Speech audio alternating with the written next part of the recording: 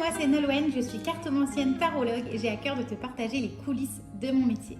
Toutes les 2 semaines, tu peux retrouver une vidéo comme celle-ci en lien avec le tarot et mes retours d'expérience le jeudi.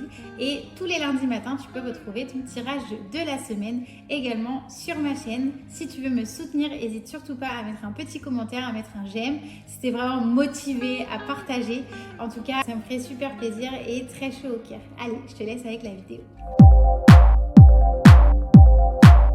Est-ce que tu as déjà eu le sentiment de ne pas avoir assez de temps dans toute une journée pour faire toutes tes tâches, ou alors de commencer ta semaine avec un max d'énergie et en fait tu l'as fini, tu es épuisé, genre t'en peux plus parce que tu sais pas trop comment t'organiser et quelle organisation fonctionne pour toi.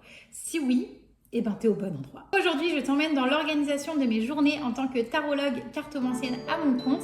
Alors évidemment, on ne fait pas forcément le même métier, mais je suis convaincue que cette vidéo, elle peut te donner des petits tips, que tu peux prendre des petites choses pour les intégrer dans ton quotidien et que ça va t'aider. Si tu le souhaites, cette vidéo, elle est divisée en chapitres, donc tu peux aller d'un bout à un autre. N'hésite pas à te balader dans la barre de progression. Je te souhaite un bon visionnage. Comme tu le sais sûrement déjà si tu me suis depuis un moment, tu sais que quand je me suis lancée à mon compte, j'y suis allée un peu comme ça et je me suis pas trop renseignée avant et du coup, forcément, j'étais pas hyper organisée ou alors je n'étais pas prête à aller au-devant de tout ce qui m'attendait, de toute cette organisation. J'ai tenté des choses, je suis tombée, je me suis relevée, j'ai appris, j'ai beaucoup appris et aujourd'hui je vais essayer de te transmettre ça. Une de mes premières difficultés en tant qu'auto-entrepreneur, ça a été de m'organiser, vraiment de trouver mon organisation. Ça a mis pas mal de temps. Aujourd'hui, c'est beaucoup plus stable, je te rassure, mais j'ai quand même essayé plein de choses. J'ai écouté des podcasts, j'ai regardé des vidéos. Du coup, j'ai pris ce que j'avais à prendre, j'ai arrêté certaines façons de faire, j'en ai gardé d'autres. Et du coup, mon but aujourd'hui, c'est vraiment de partager tout ça avec toi et que tu puisses avoir plusieurs techniques dans cette vidéo et prendre ce qui t'inspire ou ce qui peut t'aider. Et crois-moi, franchement, si tu es à ton compte ou que tu as envie de te mettre à ton compte, je te conseille de te trouver un rythme qui te convienne parce que quand on est livré à soi-même sans supérieur, si tu as envie de te lever à 9h, tu peux te lever à 9h. Si tu as envie de te lever à midi, tu peux te lever à midi. Si tu veux pas travailler, tu travailles pas. Si tu veux travailler, tu travailles. Mais bref, tu ne peux compter que sur toi-même. Alors entre nous, moi j'aime bien me lever tôt, j'aime bien m'habiller, me préparer le matin et forcément des fois il y a des petits loupés. Moi, mon but c'est vraiment de commencer à 8h30 à travailler et donc si je suis pas prête, je travaille, tant pis. Et ensuite sur la pause du midi, là je me prépare, je m'habille et tout ça, mais ça ne va pas au-delà de midi. Il faut vraiment que soit le matin, soit à midi, je sois préparée, habillée, parce qu'en fait si je reste en pyjama toute la journée, franchement j'ai pas envie de bosser et ça me donne pas envie de m'y mettre non plus. Donc pour moi c'est vraiment un non négociable de me préparer le matin, de m'habiller comme si j'allais au travail en fait. Il y a une chose qui m'a beaucoup aidée et ce dès le début vraiment, ça a été les chronotypes d'Aline de The Bee Boost que vous connaissez peut-être, qui a sa chaîne YouTube, son podcast, qui est très présente sur les réseaux aussi et elle donne beaucoup de ressources gratuites notamment dans sa newsletter, donc je vous invite à aller voir ce qu'elle fait si vous êtes en auto-entreprise ou que vous avez envie d'entreprendre, que vous allez bientôt vous lancer à votre compte ou même si vous êtes salarié en soi, ça peut peut-être vous donner des petites idées, je ne sais pas, mais bref, je vous recommande d'aller voir ce que fait Aline de The Bee Boost. Je vais vous la faire courte, mais en gros, Aline, elle dit qu'il y a 4 chronotypes. Donc, on peut soit correspondre à 100% à un chronotype, soit avoir différentes facettes de chaque chronotype. Mais en gros, chaque chronotype a sa zone de tranquillité, sa zone de créativité et sa zone de productivité. Et en fait, ça se cale un peu sur si tu es plutôt du matin, plutôt adaptable ou plutôt du soir et sur comment tu organises tes journées de travail. Et à titre d'exemple, du coup, moi, mon chronotype, c'est censé être le chronotype ours, donc qui est plutôt adaptable, qui correspond à 50% de la population. Et en gros, c'est je m'adapte pour travailler de 8h à 18h à peu près. Et je pense que j'ai un peu du chronotype dauphin aussi, où c'est ceux qui sont très très productifs le matin, mais très tôt le matin aussi. Parce que j'ai beaucoup de productivité le matin, mais par contre vers 14-15 heures, là, c'est un peu plus compliqué. Donc je pense que je suis majoritairement sur l'ours, mais j'ai un peu du dauphin. Alors j'ai conscience que ça fait bizarre de dire ça comme ça en parlant d'animaux, mais vraiment, je vous mets le lien dans la description si vous voulez faire le petit quiz pour regarder quel chronotype vous avez, vous comprendrez un peu mieux aussi. Mais vraiment, moi, ça m'a beaucoup aidé, ça m'a été très utile pour organiser mes journées. Alors au début, ce que je faisais en fait, alors ça va peut-être paraître un peu étrange parce que là, en me disant, je vais le dire à voix haute, je sais pas. Bon, bref, vous me direz dans les commentaires. En fait, moi, je prenais tous mes rendez-vous pro et perso. C'est important pour moi de dire pro et perso parce que perso, ça peut être, je sais pas moi, le garage, le médecin, enfin voilà. Je calais tous mes petits rendez-vous dans ma semaine. Et ensuite, sur les plages horaires où bah, du coup j'avais du temps de libre, en fait, je bossais. J'avais pas de tâches en particulier, j'avais pas de thématique en particulier. Donc en fait, je faisais un peu le plus urgent ou ce que j'avais envie. Donc, autant vous dire que ça n'a pas fonctionné. Après, il y a des avantages. C'est que du coup, tu peux faire les tâches que tu veux. T'as pas forcément d'obligation ou d'urgence ou quoi, puisque en fait, si jamais tu as une urgence, bah, tu peux faire ta tâche tout de suite et c'est bon, c'est fait. Et aussi, bah, tu peux prendre le rythme que tu veux. Donc, tu peux te lever tôt, tard. Tu peux arrêter de travailler tôt, tard aussi. Enfin voilà, vraiment, tu t'autogères et il n'y a pas d'horaire de travail, il n'y a pas de limite fixe. Maintenant, l'inconvénient, vous vous doutez du fait qu'il n'y ait pas de limite fixe, c'est que du coup, je pouvais être très tôt sur mon téléphone, sur mes mails et finir très tard ou alors pendant le week-end, regarder mes mails, tout ça. Enfin, vraiment, j'avais pas de rythme et du coup, vu que je me lève tôt et que moi, je suis plutôt dans l'optique de je vais me lever, je vais me forcer à bosser. Et pareil, à la limite, je déborde un peu le soir si jamais j'ai envie de continuer à travailler. Ça ne me dérange pas, voilà. Mais du coup, même pour les réseaux sociaux, par exemple, j'étais tout le temps un peu à n'importe quelle heure de la journée connectée. Je pouvais répondre à des clients potentiels, tout ça. Alors que, en fait, soit c'était le moment de faire la vie de couple après le travail ou participer au week-end en famille et profiter du moment présent. Et du coup, j'étais jamais vraiment dans le moment présent. J'avais toujours un pied dans mon travail en fait. Parce que justement, il n'y avait pas de limite. Et le fait aussi de ne pas avoir de tâches fixes ou de priorités ou de choses vraiment définies ou de thématiques définies dans les journées, en fait, du coup, ça se faisait que quand il y avait une tâche que j'avais pas trop envie de faire ou que je savais que ça allait me demander une énergie particulière ou quoi, ou que j'aimais pas forcément, en fait, je procrastinais. Et je procrastinais jusqu'à ce que cette tâche, elle devienne hyper importante. Et du coup, après, c'est le stress parce qu'il faut la faire ou quoi. Attention, petite précision, parce que là on va changer de technique à chaque fois. J'ai forcément oublié aussi des petites choses que j'ai pu mettre en place et où je me souviens pas forcément que j'ai fait. Mais c'est pas parce que moi ces techniques elles ont pas marché forcément pour moi qu'elles marcheront pas forcément pour vous. Franchement, si ça vous parle, je vous invite à essayer vraiment à trouver la technique qui vous correspond. Moi j'ai aussi dans les techniques que j'ai tentées, j'ai aussi pris des choses et enlevé des choses et fait des petits micmacs. Alors, il y a un moment donné où en fait j'ai commencé à caler mon temps selon mes rendez-vous et selon ce que je devais poster sur les réseaux sociaux. Donc, c'est-à-dire que j'avais chaque jour des choses à faire pour les réseaux sociaux. Sauf qu'en fait, les réseaux sociaux, ils m'ont mangé énormément de temps. Je passais énormément de temps sur la création de contenu, sur les messages. Et en fait, c'est hyper énergivore. Et du coup, maintenant, j'ai des limites claires et bien définies là-dessus et donc du coup je perds beaucoup moins de temps sur la création de contenu, mais en tout cas il y a eu un moment où je calais mon temps dans la semaine, donc comme précédemment, sauf que en plus j'ai rajouté les choses que je devais faire pour les réseaux sociaux.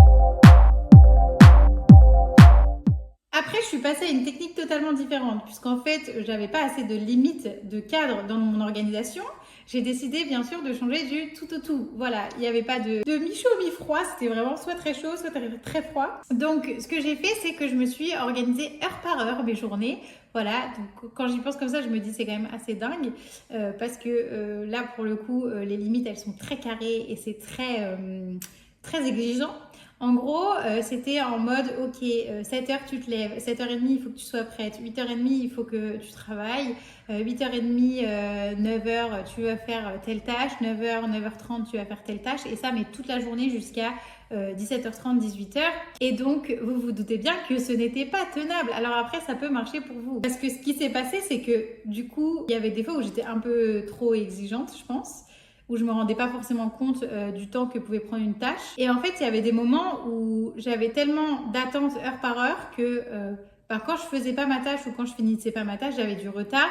Et du coup, à la fin de la journée, il y avait un sentiment d'insatisfaction de dire, en fait, j'ai pas du tout tenu tout mon calendrier, j'ai pas réussi à faire tout ce que je voulais faire sur ma journée. Et vous vous doutez bien que si vous faites ça sur le long terme, en fait, c'est hyper strict et le cerveau, il va accumuler des j'ai pas réussi à faire toute ma journée, j'ai pas réussi à faire toutes mes tâches, là j'ai dépassé de quelques minutes là. Enfin, Voilà, ça peut vite monter comme ça. C'était pas la bonne stratégie. Et petite précision aussi, parce que sinon c'est pas drôle. En fait, je mettais pas trop de temps de pause. Genre, je mettais peut-être 5 minutes de pause le matin, 5 minutes de pause l'après-midi. Et du coup, j'étais tout le temps en mode productivité, productivité, il faut faire ci, il faut faire ça. Et donc, forcément, ce n'est pas tenable. Non, ça ne marche pas. Bon, ben, je vais tester une autre technique. Je dis, ok, c'est pas grave, on va arrêter de faire heure par heure, on va vivre avec le flow, avec le mouvement de la journée, voilà, avec comment on se sent. Et je me suis dit, ben, si j'ai pas d'horaire, je vais juste me faire une to-do list et puis je vais suivre ce que dit la to-do list et à la fin de la journée, il faudra juste que j'ai fini ma liste. En fait, j'ai eu un peu le même problème, c'est-à-dire que vu que je suis exigeante envers moi-même, bah, je me suis pas trop rendu compte que j'avais qu'une journée pour faire toutes les tâches de ma to-do et avec allez, 6 à 9 heures peut-être de travail pour mon petit cerveau. Petit cerveau, c'est hyper réducteur d'ailleurs pour mon grand cerveau ingénieux. Petit génie, on va pas abuser non plus. En fait, je me suis mis des listes de tâches, mais énormes. Et donc, forcément, à la fin de la journée, j'avais pas fini mes tâches. Donc, en fait, j'avais exactement le même problème qu'avant, c'est-à-dire bah, de l'insatisfaction, de se dire oui, bah en fait, j'ai pas réussi, là, il me manque ça, là, j'ai pris du retard là-dessus. Enfin, voilà, c'était un système qui ne me convenait pas non plus. Mais par contre, je pense que ce système, il peut vraiment fonctionner si on se met 3 à 4 tâches par jour. Genre des bonnes tâches, pas des trop grosses non plus. Et je pense qu'en chargeant pas trop la to-do et en se mettant des gros objectifs, peut-être avec des sous-tâches, ça peut peut-être marcher. En tout cas, moi, ça n'a pas fonctionné. Mais je suis convaincue que ça peut fonctionner pour certains d'entre vous. J'ai essayé de m'organiser selon mon cycle féminin, mon cycle menstruel. Parce que y a des moments où on a plus d'énergie et d'autres moments où on a moins d'énergie. Et du coup, ça a marché, on va dire, une fois sur 3 à peu près. Parce que finalement, quand j'avais beaucoup d'énergie, du coup, je mettais beaucoup de choses. Quand j'avais moins d'énergie, je mettais moins de choses. Et finalement, c'était pas très équilibré et je me dépensais beaucoup alors que je pouvais économiser de l'énergie pour la suite du cycle. Comme si j'avais une batterie, j'utilisais les 70% de ma batterie et qu'après, pour les autres semaines, il me restait les 30% et du coup, c'était pas possible de fonctionner pour les autres semaines à 20-10%. Sur cette batterie de 100%. C'est possible que je m'y prenais pas de la meilleure façon, mais d'un autre côté, je trouve ça hyper chaud en fait, parce que tu te dis, quand j'ai beaucoup d'énergie, je vais mettre beaucoup de tâches, et petit à petit, je vais réduire, et quand j'aurai pas beaucoup d'énergie, parce que j'aurai mes règles, je vais mettre quelques tâches, mais pas trop non plus. Après, on recommence, on remet beaucoup de tâches. Voilà, moi, j'ai besoin quand même d'une certaine homogénéité entre toutes mes semaines. Et je peux pas faire des semaines avec beaucoup de charges, d'autres semaines avec moins de charges. Enfin voilà, je trouve qu'il y a quand même un déséquilibre qui se crée dans ces cas-là. En tout cas, pour moi, j'arrive pas à fonctionner totalement comme ça. Alors, j'essaie de me mettre moins de pression, du coup, quand j'ai moins d'énergie. Et un peu plus de pression, mais sans trop non plus mettre la barre trop quand j'ai pas mal d'énergie. Mais vraiment, le fait de mettre beaucoup d'heures quand j'ai beaucoup d'énergie et pas beaucoup d'heures quand j'ai pas beaucoup d'énergie, franchement, j'ai du mal. Après, il y a aussi parce que quand j'ai pas beaucoup d'énergie et que je me mets pas beaucoup de tâches, en fait, je culpabilise. Je me dis, oui, mais du coup, je prends trop de temps pour moi et j'avance pas. Et enfin, voilà. Après, ça, c'est un autre sujet, la culpabilité par rapport au travail. Mais du coup, j'ai vu que c'était pas quelque chose qui me convenait forcément et une fois sur 3, c'est pas suffisant. Voilà, moi, il me faut une technique qui marche tout le temps. Alors là, c'est le moment que je préfère parce qu'on arrive aux techniques qui marchent. Et ça se trouve, toute la vidéo, vous vous êtes dit, mais pourquoi elle nous parle que des trucs qui marchent pas? Enfin, du coup, parle-nous de ce qui marche. Tu veux quoi? Voilà. Et ben, on y arrive, ok? Alors, un peu de patience. Donc là, on arrive à ce que je fais et qui marche déjà depuis 1 ou 2 mois, je dirais même 2 mois, ouais. Je vais faire attention, je vais forcément organiser mes semaines selon mes rendez-vous parce que j'ai mon conjoint qui est là le matin et le soir, donc dans la journée, je suis plutôt libre et disponible. Je n'ai pas d'enfant, donc j'ai pas d'autres charges à penser, j'ai pas de gros soucis de santé ou quoi, donc je peux aussi m'adapter vraiment selon les besoins et les envies horaires de mes clients, de ma clientèle.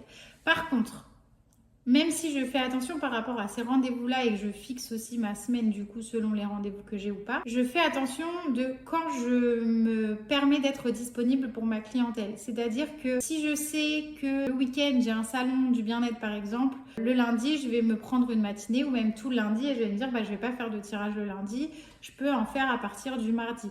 Voilà, en fait j'aurai rien de prévu forcément dans la journée du lundi, mais comme je sais que je vais être moins efficace, peut-être moins disponible aussi émotionnellement, parce que moi j'ai besoin d'être disponible émotionnellement pour vous prendre en consultation, voilà. Du coup, je vais dire que je ne suis pas disponible le lundi et vous allez pouvoir prendre rendez-vous à partir du mardi. Essayez de regarder aussi quand moi ça me va que vous preniez rendez-vous et je m'écoute vachement plus là-dessus. Ensuite, je vais avoir 2 demi-journées où je vais prévoir des temps pour travailler sur l'entreprise, pour piloter mon entreprise. C'est-à-dire que pendant ces 2 demi-journées-là, je vais mettre ma casquette de chef d'entreprise et je vais regarder, ok, on en est où sur les objectifs, on est où sur les stratégies, qu'est-ce qui marche, qu'est-ce qui ne marche pas, comment on est au niveau des partenaires, est-ce qu'il y a des collaborations en cours, est-ce qu'il y a des projets en cours, est-ce qu'il y a des événements en cours. Voilà, tout ça, je vais le voir pendant ces 2 demi-journées-là. Des demi-journées aussi qui vont me servir à suivre des formations si jamais j'ai des formations en cours. C'est le cas pour la psychologie générale, si vous me suivez depuis le début, vous savez que je fais cette formation. J'ai une autre formation aussi sur la liberté financière, les croyances par rapport à l'argent, tout ça en cours. Et ensuite, je cale le reste de mes journées avec des thématiques donc de 2 à 3 heures où je fixe des thématiques pour m'organiser. Par exemple, mes thématiques, ça peut être vidéo YouTube, ça peut être réseaux sociaux, ça peut être conférences, ça peut être tirage. Donc en fait, dans chaque thématique, de 2 à 3 heures, ça peut être aussi 1 heure, 4 heures, enfin voilà, pas au-delà de 4 heures par contre. Par exemple, le mercredi après-midi, 14h, 16h, vidéo YouTube. Donc de 14h à 16h, je peux filmer, faire du script, monter. Je ne me mets pas de tâches au tout début, ça va arriver dans un autre moment. Mais voilà, donc je prévois ma semaine le vendredi soir ou le vendredi matin pour la semaine suivante. Et donc du coup, j'ai mes petits rendez-vous, j'ai mes thématiques. Et donc je sais que sur cet après-midi-là ou cette matinée-là, je vais travailler sur tel sujet, mais je reste assez libre des tâches que je veux faire dans ce sujet. Comme ça, je suis obligée de travailler sur le sujet et en même temps, je suis libre dans mes tâches. Et par contre, au moment venu, donc quand je commence les tâches ou alors vers la mi-semaine, je vais préciser un peu plus où j'en suis dans mes objectifs. Pendant une des demi-journées où je pilote mon entreprise, je vais me dire ok, bon bah alors là sur cette thématique, il va falloir plus se concentrer sur telle ou telle tâche. Alors je ne sais pas si c'est clair, hein. Dites-moi en commentaire si jamais vous avez des questions. Mais en gros, quand je vais arriver à la thématique en question, bah, je vais là préciser mes tâches. Ça va être beaucoup plus, en fait c'est en entonnoir. C'est un peu comme si au début de la semaine, voilà, c'est vision d'ensemble, et puis plus on se rapproche de la journée où je vais faire la thématique en question, plus ça va se faire en entonnoir, plus je vais préciser les tâches que je dois faire pour vraiment respecter aussi mes objectifs, mon emploi du temps, tout ça. Et pour finir, et là c'est un truc qui marche de fou pour moi, alors attention parce que je sais que ça ne va pas correspondre à tout le monde et ce sujet peut faire débat aussi. En fait, j'ai commencé à mettre en place des process. Donc, je vous explique tout ça plus en détail. Alors du coup, les process qui me changent la vie et qui me libèrent de la charge mentale, vraiment c'est un truc de fou, ça me convient tellement bien cette méthode. En fait, pour chaque grosse thématique, je vais me faire des process. Par exemple, piloter mon entreprise mi-semaine ou alors le vendredi. Mi-semaine, je dis c'est mardi, mercredi en général, cette première demi-journée. Et la deuxième demi-journée, elle est le jeudi ou le vendredi. Souvent le vendredi, en fait, c'est quand je finis ma semaine, quoi, pour prévoir les tâches de la semaine suivante. En fait, je sais que à chaque fois que j'ai une demi-journée, j'ai une liste de tâches à faire. Par exemple, checker les partenariats, mettre à jour des tableaux Excel, faire de la compta. Enfin voilà, là c'est assez large. J'ai pas les tâches précises en tête, mais vraiment en fait j'ai un procès, j'ai une liste de 6 ou 7 tâches peut-être à suivre. Et en fait comme ça, quand je me mets à faire cette thématique-là, je prends mon classeur avec toutes mes tâches, je fais toutes mes tâches à la suite et ensuite c'est bon. Et je sais que j'ai tout fait et que j'ai rien d'autre à faire et que je suis à jour et du coup je me dis pas ah tiens je pourrais faire ça, et, ah tiens je pourrais faire ça, non j'ai juste à suivre en fait ma checklist, voilà, tout ce que j'ai à faire. C'est un peu comme si on vous disait ok vous allez partir en randonnée et vous devez avoir ça dans votre sac à dos et vous savez qu'à chaque fois que vous prenez cette liste et que vous faites toutes les tâches de la liste, et ben votre sac à dos il est rempli, il est prêt et vous manquez de rien pendant la rando. Et ben là c'est un peu pareil, je fais ça dans mon entreprise avec mes tâches. Donc j'ai des process pour les commandes clients, le suivi client. Voilà, donc quand est-ce qu'il faut que j'envoie mon formulaire de satisfaction, quand est-ce qu'il faut que je relance le client, quand est-ce qu'il faut que je prenne des nouvelles par exemple. Ça peut être au niveau de la commande, quel mail de confirmation j'envoie quand. Enfin voilà, vraiment tout est listé et ça me change la vie. Vraiment, j'ai juste à prendre mon process et c'est bon. Et c'est tout bête, mais en fait, je fais ça aussi avec mes stories Instagram parce que mine de rien, quand tu te dis je veux faire une story, en fait, tu déverrouilles ton téléphone, voilà. Tu vas sur Instagram, tu te perds un peu sur les messages. Ensuite, tu te dis qu'est-ce que je mettrai en story? Est-ce que je prends en photo? Est-ce que je prends quelque chose qu'il y a dans mon téléphone déjà? Qu'est-ce que je mets? J'aimerais bien leur parler, mais je ne sais pas quoi leur dire. En parlant de la communauté. Et du coup, en fait, on se perd et on passe 30 minutes, 45 minutes sur le téléphone pour rien. En fait, on voulait juste faire une pauvre story. Voilà. Donc en fait, maintenant, j'ai une liste. Tous les jours, j'ai 4 choses à mettre en story. Donc par exemple, le lundi, je vais avoir la carte du jour, puisque tous les matins, je fais ça. Le lien de la vidéo YouTube qui vient de sortir. Un rappel que mercredi, il y a des tirages flash et des encouragements pour la semaine pour ma communauté. Et voilà, c'est mes 4 stories obligatoires du lundi. J'essaie de les faire en tout cas au fur et à mesure de la journée pour pas tout balancer d'un coup. Et chaque jour, en fait, j'ai différentes stories à poster. Et du coup, pareil, je me prends plus la tête. Je sais que toute ma semaine, j'ai ma liste de stories à faire. Donc, j'ai juste à prendre mon petit classeur le matin et dire oui, c'est vrai, aujourd'hui, il faut que je poste ça, ça, ça. Et voilà. Et je ne me prends plus la tête avec ça. Et mine de rien, ça m'enlève une charge mentale de fou parce que les réseaux sociaux sont hyper énergivores. Et voilà, la vidéo est finie pour aujourd'hui. Alors j'espère que cette vidéo elle a quand même pu te montrer différentes techniques d'organisation, te proposer des techniques auxquelles tu n'avais pas forcément pensé, te motiver à t'organiser peut-être si tu n'es pas encore très organisé dans tes journées et que tu veux te mettre à ton compte ou que tu es déjà à ton compte. N'hésite pas à me dire en commentaire comment tu fonctionnes, je serais curieuse d'avoir tes retours. En tout cas, tu peux mettre un petit commentaire, tu peux mettre un petit j'aime et partager pour me soutenir. Et puis je te dis à la semaine prochaine pour le tirage de la semaine. Ciao!